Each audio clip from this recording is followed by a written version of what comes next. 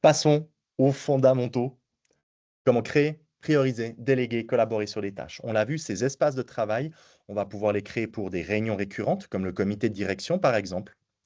On va pouvoir créer ces espaces de travail pour des projets, la rénovation du bâtiment, ou encore pour un service. Ça peut paraître finalement trivial ce que je vais vous dire, mais j'ai un espace de travail dans mon administration qui s'appelle secrétariat. Il me permet de centraliser toutes les tâches. Cet espace dédié m'assure la tranquillité. Je peux voir en tout temps et en temps réel quelles sont les tâches en suspens, qui, parmi mes collègues, s'occupe de quelles tâches et pour quand. Dans Wido d'ailleurs, une tâche, c'est pas seulement un titre au centre de l'écran. Ça a tout un volet complémentaire qui s'affiche lorsqu'on clique sur la tâche au centre. Dans mon espace du secrétariat, ordonnancer les armoires de la réception est une tâche assignée à mon cher Michael, information que j'ai au centre. Et lorsque je clique, vous le voyez à droite, un volet de détail m'affiche les informations complémentaires de celle-ci. Je vais retrouver dans ce volet de détail la possibilité de définir un degré d'importance et d'urgence. La matrice d'Eisenhower permet, surtout lorsqu'on a une période un peu stressante, de favoriser le traitement de ce qui est important et urgent et de, par exemple, replanifier ce qui n'est pas urgent, déléguer ce qui n'est pas important mais urgent et aller boire le café si c'est ni important ni urgent. Je vous montrerai d'ailleurs que, en dehors de cet affichage standard dans Wido des tâches par échéance, aujourd'hui, demain, plus tard, vous pourrez également grouper les tâches par priorité et je vais vous le montrer après. En plus de cette priorité, on retrouve la possibilité de mettre une échéance ou une date de récurrence à une tâche dans Wido. Elle est en complément de la tâche de début, la date de début, pardon. L'idée de notre outil, c'est que la date d'échéance, c'est quand la tâche doit irrémédiablement être terminée. Et la date de début, c'est à quel moment je veux la voir apparaître dans mes listes. Il y a des tâches qui nécessitent un travail de plusieurs jours. Si elle s'affiche à aujourd'hui, au moment où je dois la finir, c'est peut-être déjà trop tard. Cette notion de date de début et date d'échéance va vous permettre de définir quand vous voulez qu'elle s'affiche à aujourd'hui pour être peut-être terminée plus tard. C'est le cas de la mise sous pli des courriers d'invitation Journée Portes Ouvertes de mon cher Michael. Il a déterminé qu'elle devait commencer aujourd'hui le 12, c'est pour ça qu'elle est à aujourd'hui, pour être certain qu'elle soit finie dans 2 jours. Vous allez pouvoir pour chacune de ces tâches rajouter une description. 80 000 caractères peuvent être saisis à minima, je crois que maintenant c'est même plus, pour expliquer finalement la tâche. La possibilité de joindre des fichiers à chaque tâche depuis votre ordinateur ou à partir d'un lien. Pour toutes celles et ceux parmi vous qui utilisez un SharePoint, un Drive, un Cloud, vous allez pouvoir directement mettre le lien pour travailler sur une base commune. Je vous en ferai la démonstration après. Chaque tâche possède aussi la possibilité d'ajouter des sous-tâches. On pourrait ici, pour ordonnancer les armoires de la réception, ajouter différentes sous-tâches qu'on déléguerait. Je vous le montrerai aussi en détail. Et finalement, les commentaires. Ces différents champs créent du coup pas simplement une vue sous forme d'une liste des choses à faire, mais des détails spécifiques pour chaque tâche. Le contexte s'ajoute en effet dans le volet de détail. Un historique présent tout en bas à droite permet même de retracer, grâce à celui-ci avec une flèche et une horloge, tout ce qui s'est passé sur la tâche depuis sa création jusqu'à aujourd'hui. Tout ceci est parfait pour toutes les tâches collaboratives. Et si par exemple dans le cadre de mon comité de direction, j'ai quelque chose à dire sur la tâche de mon collègue Marco pour l'apéro de bienvenue, eh bien je vais venir lui mettre un commentaire pour lui dire « Coucou, regarde avec les RH pour les invitations ». Et nouveauté dans WeDo, on peut mentionner les gens. Au lieu de lui mettre les RH, je vais lui dire « Regarde avec hâte ». Et je vais directement mentionner Amara, la responsable, pour l'envoi des invitations. Au moment où je publie ce commentaire sur cette tâche, premièrement, j'ai évité de faire un email en copie à la moitié du service pour leur dire qu'il fallait me faire, rajouter en copie Amara pour finalement devoir parcourir tous les jours une liste interminable de mails. Amara et Marco viennent instantanément d'être notifiés dans l'inbox en haut à gauche et les deux ont reçu une notification qui les informe que j'ai mis un nouveau commentaire sur la tâche « Organiser l'apéro de bienvenue ». Pour Marco, il a une notif qui a un nouveau commentaire. Et pour Amara, Wido l'informe qu'elle a été mentionnée dans le commentaire de la tâche. Feedback simple, automatique, sur l'évolution des tâches liées à la collaboration. Tout ceci est donc parfait pour tout ce qui est collaboratif, c'est-à-dire ces tâches rangées dans des espaces de travail créés pour des thèmes, le recrutement, des services, le secrétariat, des projets, le développement durable ou des séances récurrentes, notre comité de direction. Maintenant, parfois j'ai besoin d'un cockpit un peu personnel parce que si j'ouvre chaque espace de travail, par exemple la réunion hebdo, je n'ai pas envie tous les jours d'aller fouiller une liste interminable à droite pour essayer d'y trouver ma bobine, puis passer au deuxième espace de travail du secrétariat. En ouvrant Tâches, en haut à gauche, Wido vous centralise l'ensemble des tâches que l'on vous a confiées. Vous avez ici la liste de toutes celles qu'on m'a confiées. C'est bien ma bobine qui se trouve à droite. En plus de me centraliser toutes mes tâches en un seul et même endroit, que celles-ci proviennent de projets, de réunions ou simplement d'un service, Wido en effet me les étiquette à droite en fonction de leur provenance. De façon très visuelle, je vois à droite que j'ai deux tâches avec l'étiquette verte rénovation du bâtiment qui proviennent de ce projet. La première et puis celle un peu plus en dessous. Idem pour celle du comité de direction. De façon centrale, l'ensemble des collaboratrices et collaborateurs que vous allez mettre dans Wido et collaborer avec au sein d'un service auront dans leurs tâches toutes les tâches étiquetées par provenance. En plus de me permettre de visualiser toutes mes tâches collaboratives, ce bandeau de mes tâches me permet de créer toutes mes tâches personnelles. Vous avez toutes et tous certainement des tâches qui n'ont pas besoin d'être partagées avec vos collègues. Je parle de toutes ces tâches personnelles qui n'impliquent pas la bonne marge d'un service. Je vais prendre un exemple très personnel, le traitement de mes notes de frais. En créant une tâche traiter mes notes de frais à l'aide de mon clavier dans mes tâches, celle-ci, une fois que je la confirme avec la touche Enter ou le bouton Créer à droite, s'affichera dans ma liste avec le badge nouveau. Elle se colorie automatiquement en bleu pastel pour m'indiquer que je me trouve dans le volet détail de cette tâche-là. Je vais pouvoir à droite y indiquer une priorité, c'est important mais jamais vraiment urgent. Je vais y indiquer une potentielle récurrence. Je souhaite que Wido me rappelle, grâce à la récurrence, tous les mois, de ne pas l'oublier. Et le 4e vendredi de chaque mois me semble être une bonne stratégie. Le 27 février, le 27 mars, le 24 avril, c'est Wido automatiquement qui me rappellera cette tâche récurrente. Je vais encore y joindre un fichier, ce fichier que je dois remplir à chaque fois que je traite mes notes de frais.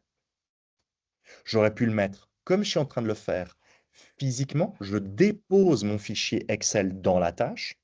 Si mon fichier Excel était en ligne, prenons cet exemple de fichier quelconque, eh bien, je l'aurais simplement copié le lien du fichier plus que mis le document, puisque Wido est compatible avec tous les liens de toutes les plateformes de gestion de documents en ligne courantes.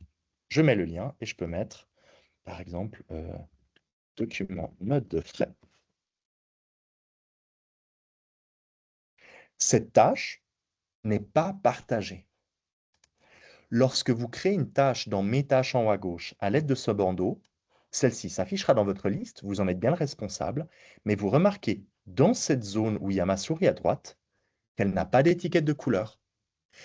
Wido m'informe que cette tâche n'est pas collaborative. Personne d'autre que moi ne la voit.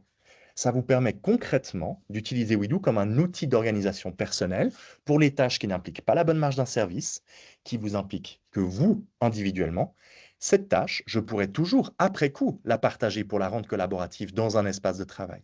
Mais par défaut, les tâches que vous créez dans Mes tâches sont perso. Wido, c'est donc d'un côté toutes les tâches collaboratives qui proviennent de réunions, de projets, de services, et aussi toutes vos tâches purement personnelles. Utilisez un peu Wido comme un pense-bête. On a quelque chose qui vient, on peut le créer dans Mes tâches directement. On a donc vu la vision collective, ces espaces de travail collaboratifs. On a vu le cockpit personnel, la vue de toutes ces tâches dans Mes tâches. Et puis maintenant, je vais vous présenter la dernière information majeure des fondamentaux, c'est l'art de la délégation. Cette fonctionnalité, c'est certainement celle que vous allez préférer ou détester, selon où vous vous trouvez dans l'échiquier de la hiérarchie. Wido permet de facilement déléguer des tâches à ses collègues. Imaginons que ce traitement de mes notes de frais doit être réalisé dans 15 jours par mon apprenti. Un simple clic sur ma tête à droite de la ligne de la tâche va me permettre de venir choisir ici, par exemple, mon apprenti Alexandre. Au moment où je sélectionne la tête d'Alexandre, la tâche, comme vous l'avez constaté, a quitté ma liste. Elle n'apparaît plus dans mes tâches, elle a basculé dans les tâches déléguées. Ce filtre, ce tri, cet affichage spécifique des tâches déléguées dans votre Odoo vous assure de toujours voir tous les suspens. Qu'est-ce qui a été fait? Qu'est-ce qui reste à faire? Par qui? Traiter mes notes de frais dans 15 jours par Alexandre. Alexandre vient d'être notifié dans son inbox en haut à gauche que je lui ai confié cette tâche. Pour vous montrer comment, je vais me connecter avec son compte. Je viens de me déconnecter avec le compte de Chris et je me connecte avec le compte d'Alexandre qui, vous l'aurez sans doute compris, est un personnage imaginaire pour faire, comme aujourd'hui, des webinaires, des formations. Alexandre se connecte à Odoo. Premièrement, tout en haut à gauche, dans son centre de notification, son inbox, il y a le petit chiffre 1 qui l'informe qu'il y a une notification en attente. En cliquant sur son inbox, il visualise l'info « Chris, t'as assigné la tâche traiter mes notes de frais ». Si en tant qu'Alexandre, je veux plus d'informations sur la tâche, il me suffit de cliquer sur ma notif n'importe où au centre pour ouvrir au centre de mon écran la tâche, l'échéance et les différentes informations. La connaissance de celle-ci, elle ne se trouve plus dans mes notifications non lues. Elle se trouve dans les notifications globales de mon inbox et également dans mes tâches. Je retrouve dans mes tâches, avec le badge nouveau, la tâche traiter mes notes de frais dans 15 jours. Si Alexandre me met un commentaire.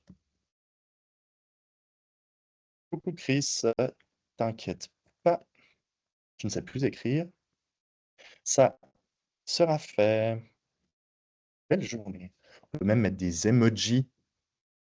Hein, par exemple, le petit smiley avec le cœur, le bisou cœur. Au moment où il met un commentaire, au moment où il change l'échéance, au moment où il modifie le responsable, le degré d'importance et d'urgence, automatiquement, Odoo va m'informer. Concrètement, de mon côté, avec mon compte Odoo, j'ai été notifié. J'ai une notification qui m'informe qu'Alexandre a commenté la tâche. Je trouve son commentaire, je peux même lui répondre à son commentaire avec le petit cœur bleu cette fois-ci, et lorsqu'il aura traité la tâche, lorsqu'il l'aura terminée ou qu'elle sera en retard, quand je viendrai dans mes tâches déléguées, je verrai l'état de toutes les tâches que j'ai confiées à mes collègues, qu'elles soient à l'heure, traitées ou en retard. Les fondamentaux donc de Odoo, c'est un outil de gestion des tâches collaborative qui permet de ranger celles-ci dans des espaces de travail liés à vos séances récurrentes, liés à vos projets, liés à vos services, d'avoir une vue simple de qui fait quoi, pour quand, permettre la collaboration en posant simplement des commentaires sur les tâches de vos collègues si vous avez des informations à donner, et finalement vous assurer un suivi de toutes les tâches, puisque d'un côté vous avez les vôtres, et de l'autre toutes celles que vous avez confiées, feedback automatique sans effort sur ces tâches déléguées. Maintenant qu'on a vu les fondamentaux de notre outil, je vous propose qu'on monte un petit peu en puissance. Pour nourrir ce système de tâches dans Odoo, il faut capturer l'information sans effort. Évidemment que je pourrais créer des tâches manuellement avec mon clavier, comme je l'ai fait, mais j'aimerais vous montrer qu'il y a d'autres techniques. La première technique en dehors du clavier que j'aimerais vous montrer, c'est le transfert de mails. Peut-être comme moi, vous recevez tous les jours des emails. Et une partie de ces mails sont des tâches. Moi, je vais ouvrir ici mes mails depuis ce matin, j'en ai 4, et je vais prendre un email spécifique. Par exemple, cet email-là, un devis pour notre nouveau site web. J'ai reçu un email. Dans cet email, j'ai une pièce jointe et on me demande de faire quelque chose. Je dois valider, retourner signer ce devis. En gros, cet email est une tâche. Pour nourrir mon système de gestion des tâches hautement sécurisé 100% suisse qu'est Odoo, j'ai deux possibilités. Soit je m'embête à copier-coller l'objet, CTRL-C, aller dans mes tâches de Odoo, avec cet objet, créer une tâche dans mes tâches, CTRL-V, touche Enter pour confirmer, ma tâche est créée, revenir dans mon email, copier le corps de l'email, CTRL-C, retourner dans Odoo, aller dans la description de la tâche précédemment créée, coller le contenu, revenir dans mon fichier, télécharger la pièce jointe, être dérangé par un téléphone, ne plus me souvenir de ce que j'étais en train de faire, revenir à mes esprits, me rendre compte que mon fichier téléchargé a entre parenthèses 5, c'est la 5e fois que je le télécharge, je ne sais plus quelle est la bonne version, pas chez vous, hein, mais chez tous nos autres clients, évidemment, pour finalement prendre ce fichier et enfin, après tout ce job, le joindre. On est d'accord que c'est peut-être pas du tout ce que vous avez envie de faire. Eh bien, ça tombe bien, parce qu'on a codé une fonctionnalité toute simple, mais qui vous évite de faire toutes ces étapes manuellement. Elle se trouvera tout en bas à gauche, dans les paramètres de votre propre compte. Au moment où un administrateur a créé votre compte Wido, automatiquement, notre outil vous a attribué une adresse email. Et cette adresse email, elle est un peu particulière. Cette adresse email, en plus d'être quelques caractères un peu sauvages, j'en conviens, elle est surtout ultra pratique. Parce qu'à chaque fois que j'envoie ou que je transfère un email à l'adresse qui est présente ici à l'écran, mon mail est automatiquement converti sous forme d'une tâche dans Wido. L'objet de l'email que je transfère va devenir le titre de ma tâche. Le contenu de l'email devient la description et tous les fichiers joints sont joints à la tâche.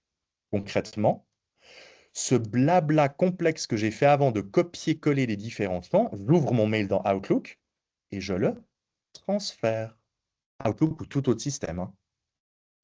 Je transfère le mail que j'ai reçu simplement à l'adresse email en tâche de mon compte. C'est plutôt un truc et astuce, je vous recommande de l'enregistrer, cette adresse email. Comme ça, vous n'avez plus besoin d'aller la chercher dans Wido à chaque fois. Vous recevez un mail, c'est une tâche, vous voulez l'avoir dans Wido, vous transférez ce mail à votre vous numérique Wido. Je le transfère. C'est tout. Joie, bonheur et magie, puisque quasiment instantanément, dans mes tâches, je vais retrouver avec le badge nouveau une tâche qui a été créée. Devis nouveau site web, c'est bien l'objet du mail que je viens de transférer. Le corps de l'email se retrouve automatiquement dans la description. Hello Chris, si joint, tu trouveras l'offre. Je peux l'ouvrir en grand pour le lire. Tous les liens sont conservés de mon mail. Et surtout, je vais retrouver mon fichier joint en un clic. Je peux le visualiser.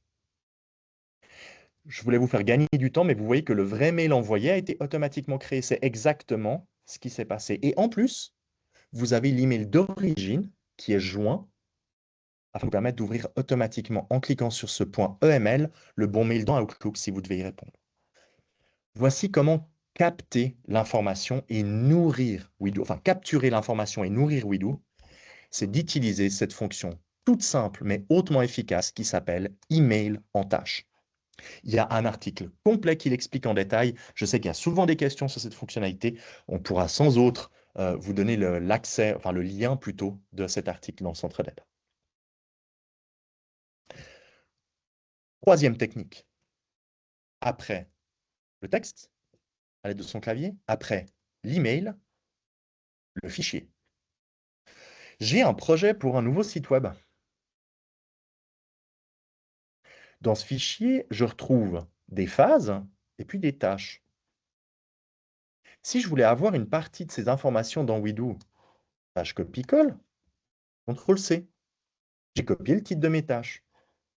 Et maintenant, dans Wido, dans mon espace de travail que je vais par exemple parcourir pour la rénovation du bâtiment, je vais venir les coller. Wido comprend, interprète les données, a même détecté des phases. Petit truc et astuce, si vous mettez un double point au début d'un titre, Wido comprend que c'est une phase et l'intègre directement sous forme d'une phase et range les tâches à l'intérieur. En 2 coups de cuillère à peau, je viens de créer 20 tâches complémentaires à mon projet de rénovation du bâtiment qui était issu d'un Excel, d'un Word ou de tout autre outil numérique. Pour autant que c'est du texte, vous copiez et vous collez. Voilà comment centraliser Wido comme outil de gestion des tâches. Vous créez les tâches quand elles viennent avec votre clavier, soit dans un espace de travail si elles concernent le secrétariat, soit dans vos tâches si elles sont personnelles. Vous transférez les emails en tâches pour créer des tâches basées sur les emails que vous recevez. Ou vous pouvez copier-coller une liste de tâches en suspens qui provient de n'importe quel logiciel, du moment que c'est du texte. Wido va tenter au mieux de le comprendre. Il faut un retour à la ligne si c'est du Word ou une nouvelle cellule si c'est de l'Excel. Enfin, un retour à la ligne si c'est un traitement de texte et une nouvelle cellule si c'est un logiciel type Excel, Google Sheet et autres pour ces données. On a donc d'un côté capturé l'information, on a vu le fonctionnement de base de notre outil, et puis ce que j'aimerais encore vous présenter, c'est la maîtrise des vues. Parce que savoir comment ça fonctionne et centraliser l'information ensuite dans Willow, c'est bien. Mais parfois, c'est pas du tout par échéance que j'ai besoin de voir mes tâches. L'idée de Willow, c'est de vous permettre, grâce au bouton affichage, de définir de façon très fine comment vous voulez apprécier vos tâches. Actuellement, je suis en vue liste et il me groupe mes tâches avec le filtre par défaut. Le filtre par défaut, c'est ces 4 sections, aujourd'hui, demain, plus tard et un jour. Si maintenant, étant un peu dans l'urgence, je veux filtrer mes tâches par priorité pour mettre toute mon énergie uniquement sur les tâches les plus importantes et urgentes, eh bien, je vais lui demander de me grouper les tâches par priorité. Et automatiquement, il me met tout ce qui est important et urgent en haut, avec l'icône important et urgent, tout ce qui est important mais non urgent ici, tout ce qui n'est pas important et urgent, et tout ce qui n'est ni important ni urgent. Quand c'est important et non urgent, c'est quelque chose que je planifie. Quand c'est non important mais urgent, c'est quelque chose que je délègue.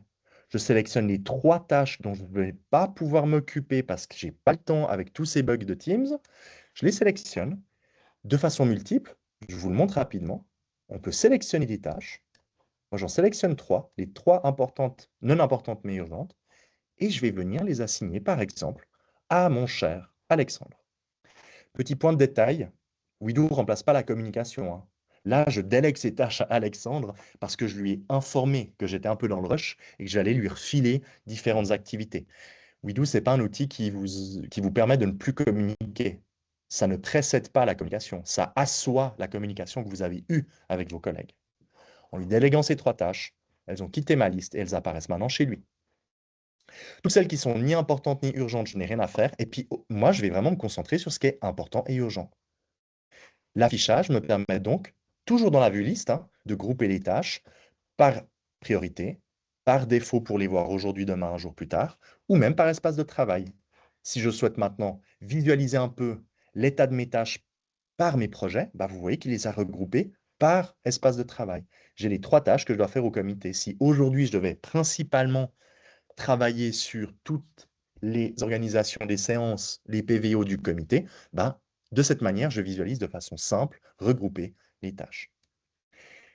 Vous pouvez vraiment choisir d'afficher les tâches comme bon vous semble, et cette vue est évidemment disponible également dans les espaces de travail. Si j'ouvre l'espace de travail, par exemple du secrétariat, et qu'il m'importe cette fois-ci non pas de voir les tâches par échéance, par priorité ou par espace, mais de les voir par personne, bah, dans mon affichage, je vais pouvoir aussi les grouper par utilisateur.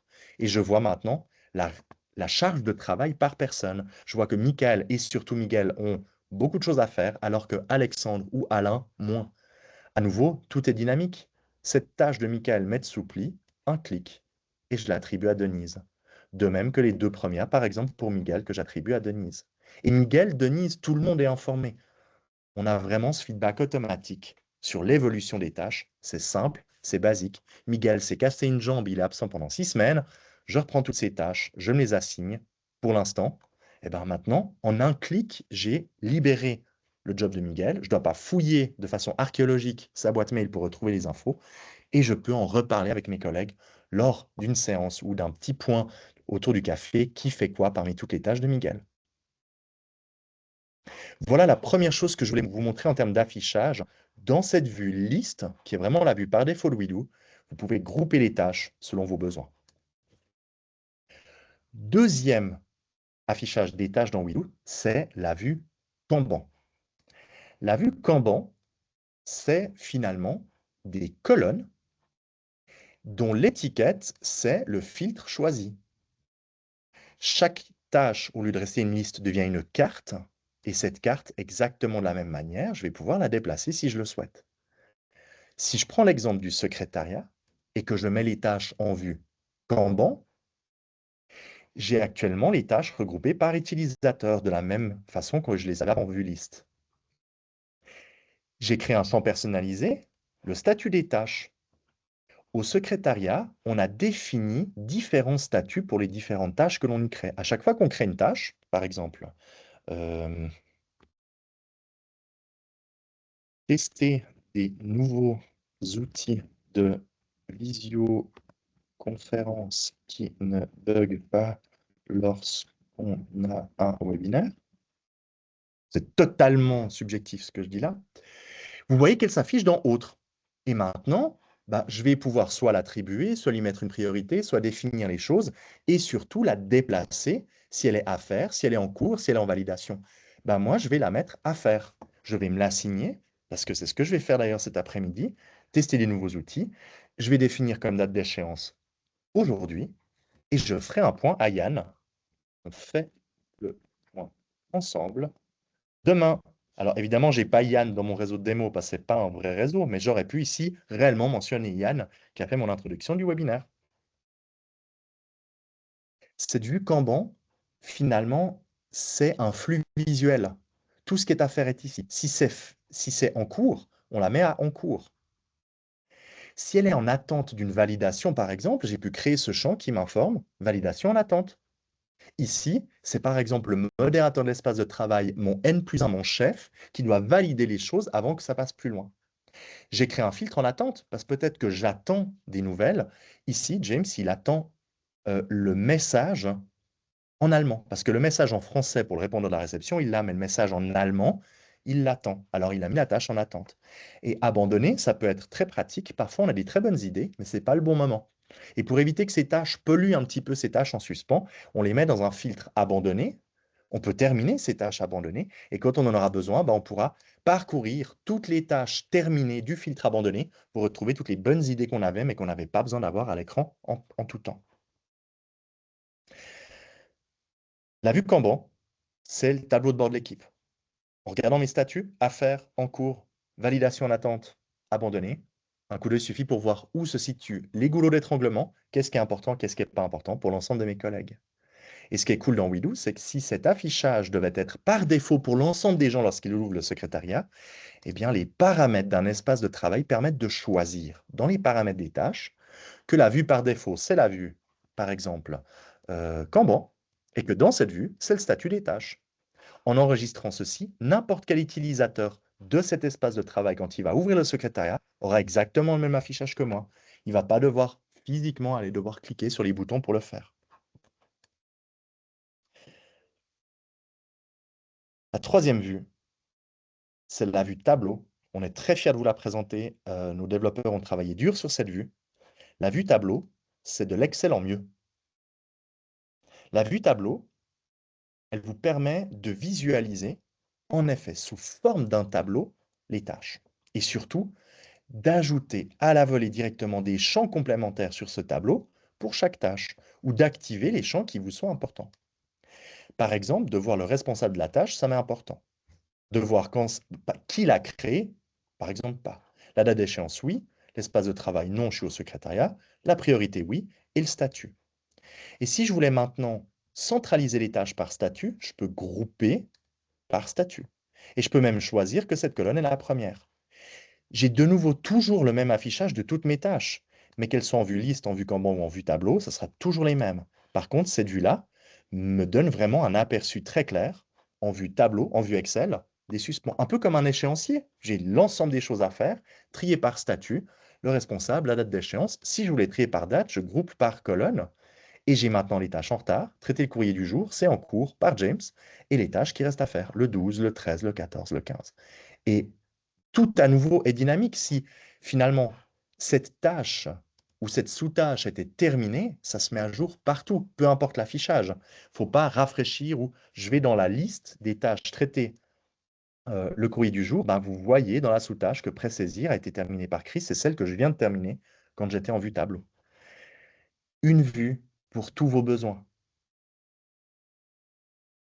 Essayez de basculer cette quantité astronomique de mails, de post-it, de process que vous avez à gauche et à droite dans WeDo au travers de votre clavier, au travers d'un copier-coller de fichier Excel ou de cette fonctionnalité email en tâche pour y voir le plus clair possible. Voici un tour d'horizon rapide du module de gestion des tâches. Si je dois résumer globalement notre outil, chaque collaboratrice et collaborateur retrouve en un seul et même endroit, pardon, à la façon dont il le souhaite, l'ensemble des tâches qu'on lui a confiées. Quand il les termine, ça met à jour la base commune, ça notifie les collègues du job effectué. Il retrouve dans les tâches déléguées toutes celles qu'il a déléguées. S'il y a des goulots d'étranglement, des bloqueurs, des tâches sont en retard, je vais simuler que celle-ci est en retard. Elle s'affiche immédiatement dans les tâches déléguées en retard. Je sais que je vais devoir peut-être relancer Florian là-dessus et lui mettre un commentaire. As-tu besoin d'aide? Je suis dispo. Et finalement, la collaboration aisée, puisque dans chaque espace de travail collaboratif, on va retrouver la vue sous forme d'une liste, en vue Kanban ou sous forme de tableau comme c'est le cas ici, l'ensemble de toutes les tâches en suspens, qui fait quoi, pour quand. Réduisez votre charge mentale, organisez-vous de la meilleure des manières, permettez à vos collègues de savoir exactement ce qu'ils ont à faire, pour quand et à quel moment. Structurez l'organisation de vos tâches, rendez WeDo comme un pilote, enfin plutôt un copilote de vos projets, des tâches en suspens de vos services, de vos réunions. Finalement, notre outil est vraiment idéal pour toute cette gestion des tâches. Il y a encore plein d'autres fonctionnalités, mais aujourd'hui, on va sur les essentiels du module des tâches et j'espère que j'ai pu vous donner dans ces 34 minutes l'essentiel du module de gestion des tâches.